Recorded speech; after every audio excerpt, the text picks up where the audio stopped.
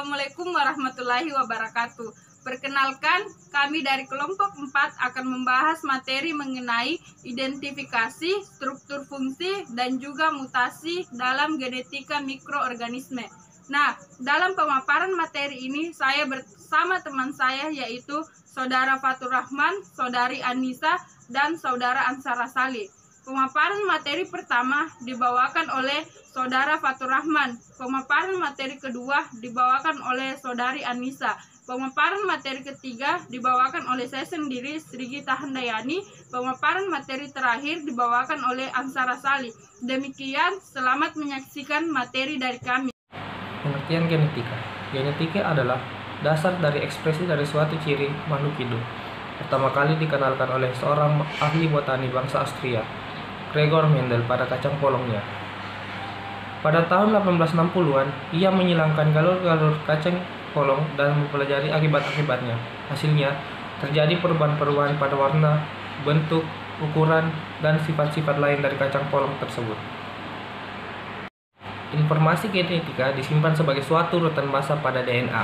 Kebanyakan molekul DNA adalah rantai ganda dengan basa-basa komplementer ATGC, berpasangan menggunakan ikatan hidrogen pada pusat molekul.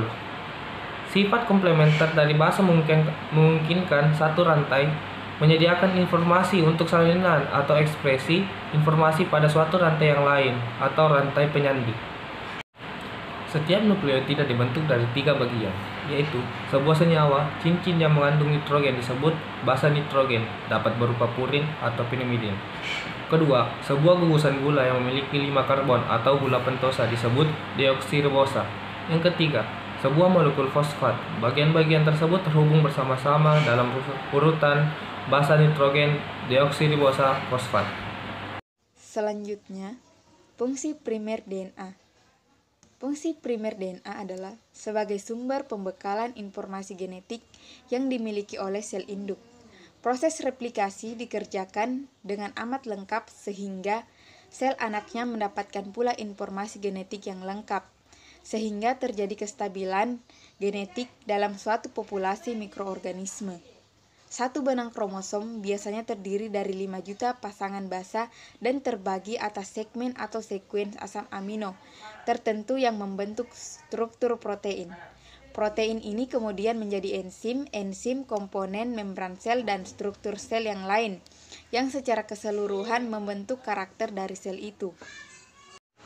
Selanjutnya, mekanisme yang menunjukkan bahwa sekuens nukleotida di dalam gen menunjukkan sekuens asam amino pada pembentukan protein adalah sebagai berikut. 1. Suatu enzim amino sel bakteri yang disebut enzim RNA polimerase. Kedua, secara enzimatik asam amino akan teraktivasi dan ditransfer kepada transfer RNA. Ketiga, mRNA dan tRNA bersama-sama menuju ke permukaan ribosom kuman. Menurut Darkuni 2001, pengertian mutasi. DNA mikroba mengandung basa purin dan pirimidin. Urutan keduanya sangat menentukan ciri tertentu pada mikroba. Urutan ini sangat mudah berubah oleh berbagai faktor, dan apabila terjadi perubahan dalam urutan ini, maka akan terjadi perubahan pada urutan asam amino yang disandi oleh gen. Akibatnya terjadi perubahan fenotip pada mikroba. Perubahan dalam urutan basa nukleotida ini disebut mutasi. Selanjutnya, syarat terjadinya mutasi. 1. Adanya perubahan pada materi genetik. Kedua, perubahan tersebut bersifat dapat atau tidak dapat diperbaiki. Ketiga, hasil perubahan tersebut diwariskan secara genetik pada keturunan berikutnya. Selanjutnya, karakter mutasi. 1. Gen yang mengalami mutasi pada suatu individu dan biasanya adalah gen yang resesif sehingga dalam keadaan homozigot karakter perubahannya dapat terlihat. Kedua, gen yang mengalami mutasi umumnya bersifat lethal sehingga jumlah makhluk hidup yang mengalami mutasi tampak sedikit. Ketiga, Individu yang mengalami mutasi biasanya mati sebelum dilahirkan atau sebelum dewasa. Selanjutnya yaitu proses mutasi. Proses mutasi dibagi menjadi 4 bagian. Yang pertama, menurut tipe sel atau macam sel yang mengalami mutasi dibagi menjadi 2, mutasi somatis dan mutasi germinal. Mutasi somatis merupakan mutasi yang terjadi pada sel-sel tubuh atau sel soma. Mutasi ini kurang mempunyai arti yang genetis. Mutasi germinal merupakan mutasi yang terjadi pada sel-sel kelamin atau gamet sehingga dapat diturunkan. Yang kedua, menurut sifat genetiknya dibagi menjadi 2, yaitu mutasi dominan dan mutasi resesif. Mutasi dominan terlihat berpengaruh dalam keadaan heterozigot. Mutasi resesif pada organisme diploid tidak akan atau tidak diketahui selama dalam keadaan heterozigot, seperti virus dan bakteri, berpengaruh dalam mutasi dominan dan juga resesif. Dapat dilihat pada fenotipe virus dan bakteri tersebut. Yang ketiga, menurut arah mutasinya dibagi menjadi 2, yaitu mutasi maju dan mutasi balik. Mutasi maju merupakan mutasi fenotipe normal menjadi fenotipe abnormal. Mutasi balik merupakan mutasi yang terjadi yang dapat mengembalikan dari fenotipe tidak normal menjadi fenotipe normal. Terakhir, menurut kejadiannya dibagi menjadi 2, yaitu mutasi alam dan mutasi buatan. Mutasi alam merupakan mutasi yang penyebabnya tidak diketahui, seperti mutagen alam, sinar fosfis, radioaktif alam, dan juga sinar ultraviolet. Mutasi buatan yaitu mutasi yang terjadi dengan adanya campur tangan manusia. Contohnya, sinar X radiasi yang sering disebut juga dengan mutasi induksi. Macam-macam mutasi gen. Yang pertama, berdasarkan kejadiannya dibagi menjadi 2, yaitu spontan dan induksi. Spontan adalah mutasi atau perubahan materi genetik yang terjadi akibat adanya sesuatu pengaruh yang tidak jelas, baik dari lingkungan luar maupun lingkungan dalam organisme itu sendiri. Mutasi ini terjadi di alam secara spontan dan secara kebetulan. Induksi. Terinduksi adalah mutasi yang terjadi akibat paparan dari sesuatu yang jelas, misalnya paparan sinar UV. Secara mendasar, tidak terdapat perbedaan antara mutasi yang terjadi secara alami dan mutasi hasil induksi. Jenis sel yang bermutasi dibagi menjadi 2, yaitu somatik dan germinal. Mutasi somatik adalah mutasi yang terjadi pada sel-sel somatik. Sedangkan gametik germinal adalah sel yang terjadi di sel-sel gamet. Berdasarkan kode genetik dibagi menjadi 4 bagian, yaitu mutasi salah arti, mutasi diam, mutasi tanpa arti, dan mutasi pergeseran. Mutasi salah arti yaitu perubahan suatu kode genetik, umumnya pada posisi 1 dan 2 pada kodon, sehingga menyebabkan asam amino berubah, pada rantai polipeptida berubah. Nah, contohnya dapat dilihat pada slide yang tertera di materi. IAM yaitu perubahan suatu pasangan bahasa pada gen pada posisi 3 kodon yang menimbulkan perubahan satu kode genetik tetapi tidak mengakibatkan perubahan atau pergantian asam amino yang dikode. Mutasi diam biasanya disebabkan karena terjadinya mutasi transisi dan transversi.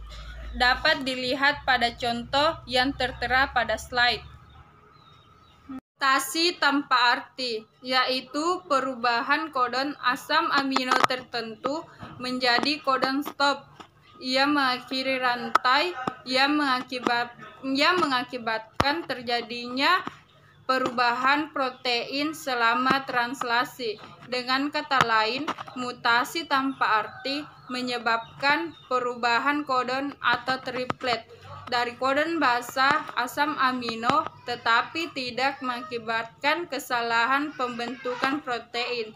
Nah, hasilnya itu suatu polipeptida yang lengkap tidak berfungsi. Pergeseran kerangka atau perubahan kerangka baca.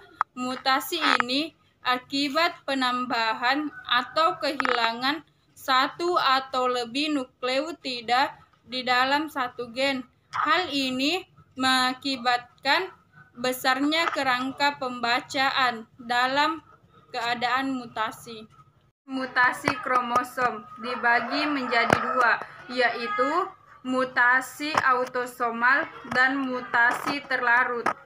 Mutasi autosomal merupakan mutasi sel kelamin yang terjadi pada kromosom autosom.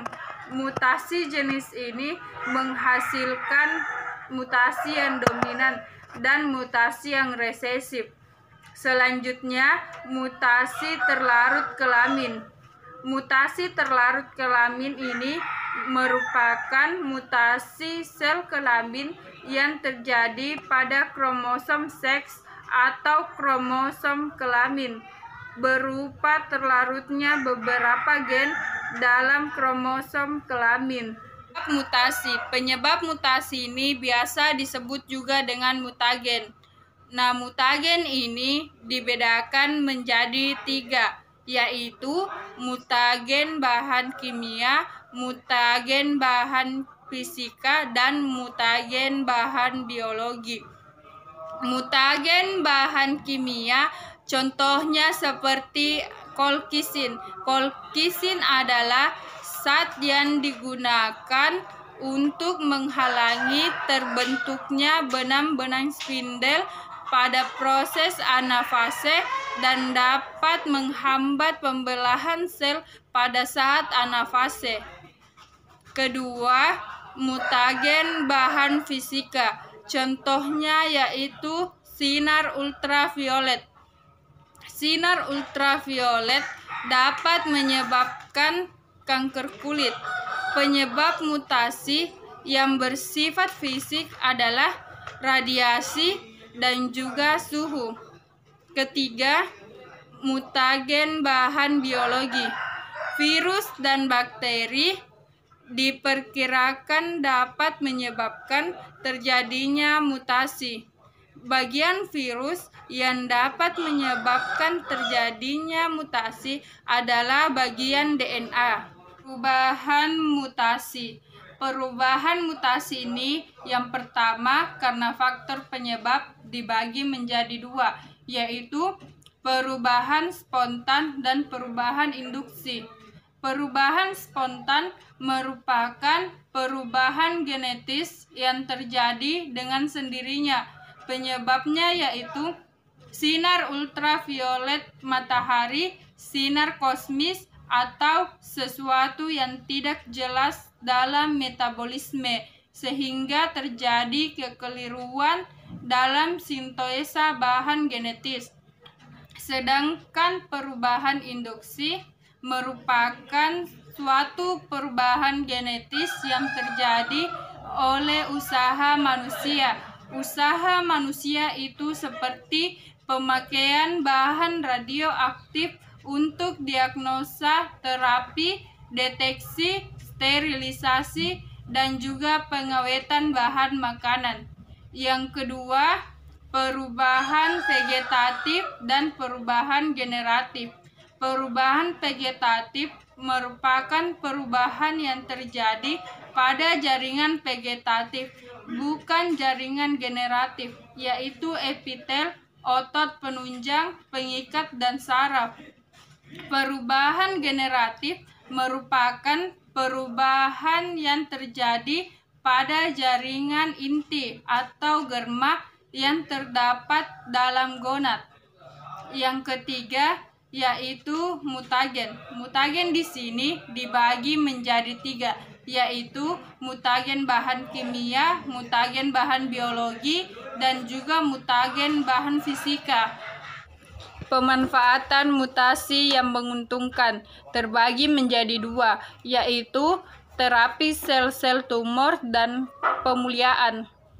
Terapi sel-sel tumor diaplikasikan pada radiasi sinar mengion atau dikenal dengan radioterapi, seperti penyinaran dengan sinar X, dan kemoterapi untuk menghambat perkembangan sel-sel tumor dan kanker. Pada dasarnya, untuk menginduksi mutasi pada sel-sel kanker sebagai targetnya. Agensia mutasi tersebut akan menyebabkan sel-sel target berhenti tumbuh karena tidak mampu lagi memperbanyak diri. Yang kedua, pemuliaan.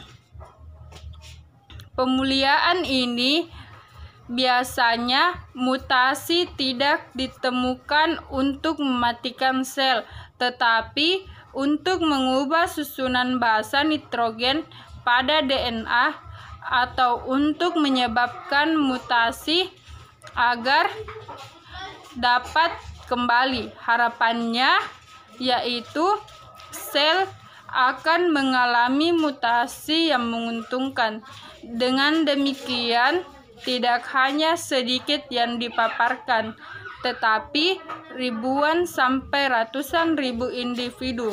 Cara pemuliaan yaitu dengan bantuan mutasi dan kebanyakan dilakukan pada tanaman kartikula seperti sayuran. Yang merugikan yaitu terjadinya mutasi gen yang menyebabkan beberapa kelainan pada manusia, antara lain sindrom Down dan sindrom albino. Penggunaan sinar radioaktif pada proses mutasi dapat menyebabkan tumbuhnya sel-sel kanker dan cacat bawaan pada janin dan dalam rahim. Pemberian insektisida yang tidak sesuai dosisnya dapat mengakibatkan mutasi pada hama. Jumlah yang rusak juga menjadi banyak. Menurut Pilsar 2008, mekanisme terjadinya mutasi paling umum terjadi selama replikasi DNA. Beberapa mutasi terjadi sebagai akibat kerusakan yang ditimbulkan oleh cahaya ultraviolet atau sinar X. Karena unsur-unsur ini merupakan bagian yang tak terhindarkan dari lingkungan, tidak satupun mekanisme tertentu yang dapat diusulkan untuk menerangkan pengaruh mutagenik sinar X. Karena sinar X dapat menyebabkan pecahnya banyak ikatan kimiawi yang berbeda-beda macamnya, maka mungkin merusak DNA dengan berbagai cara. Pengaruh utama cahaya UV ialah menyebabkan pembentukan dimer dengan ikatan silang antara pirimidin-pirimidin yang bersebelahan, terutama timin. Dimer ini mengacaukan proses replikasi yang normal, karena kekhususan replikasi DNA bergantung pada ikatan purin pirimidin yang diakibatkan oleh ikatan hidrogen antara gugusan-gugusan amino, dan hidroksil ini dapat menyebabkan mutasi. Asam nucleus yang dapat membuang gugusan amino dari purin dan pirimidin adalah mutagen semacam itu. Beberapa dari tipe-tipe utama mutan. Jadi langsung saja, tipe-tipe utama dari mutan itu adalah yang pertama, mutan yang memperlihatkan toleransi yang meningkat terhadap unsur-unsur penghambat, terutama antibiotik. Kedua, mutan yang menunjukkan kemampuan fermentasi yang berubah atau meningkatnya atau berkurangnya kapasitas untuk menghasilkan beberapa produk akhir. Ketiga, mutan yang mempunyai defisiensi akan nutrisi atau oksotrofik, yaitu membutuhkan medium yang lebih kompleks untuk tumbuhnya daripada biakan aslinya. Kelima, mutan yang tidak mampu menggunakan substrat. Keenam, mutan yang memperlihatkan perubahan dalam bentuk koloni atau kemampuan untuk menghasilkan pigmen. Jadi di sini saya akan membahas lanjutan dari beberapa tipe-tipe utama dari mutan. Yang keenam, mutan yang menunjukkan perubahan pada struktur permukaan dan komposisi selnya atau mutan antigenik. Yang ketujuh, mutan yang resisten terhadap aksi bakteriofage. Yang kedelapan, mutan yang memperlihatkan beberapa perubahan pada ciri-ciri morfologis, misalnya hilangnya kemampuan untuk menghasilkan spora, kapsul atau flagela. Jadi, ada banyak implikasi praktis yang berkaitan dengan terjadinya mutan. Yang pertama, transformasi. Yang kedua, konjugasi. Yang ketiga, transduksi. Apa itu transformasi?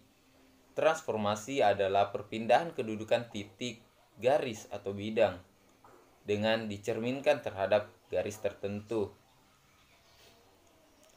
Sedangkan konjugasi adalah peristiwa transfer bahan genetik dari satu individu kepada individu lainnya. Maupun konjugasi adalah rekombinasi gen antara sel bakteri dengan menggunakan virus fag. Jadi, itulah tadi pembahasan materi singkat dari saya. Lebih dan kurangnya mohon dimaafkan. Billahi taufiq wal hidayah. Materi dari kami. Terima kasih telah menyaksikan. Mohon maaf apabila ada kesalahan. Wassalamualaikum warahmatullahi wabarakatuh. Terima kasih yang sudah like, komen, dan subscribe. Terima kasih. Jangan lupa komen, like, dan subscribe. Terima kasih Anda yang sudah menonton video ini. Jangan lupa like, comment, and subscribe.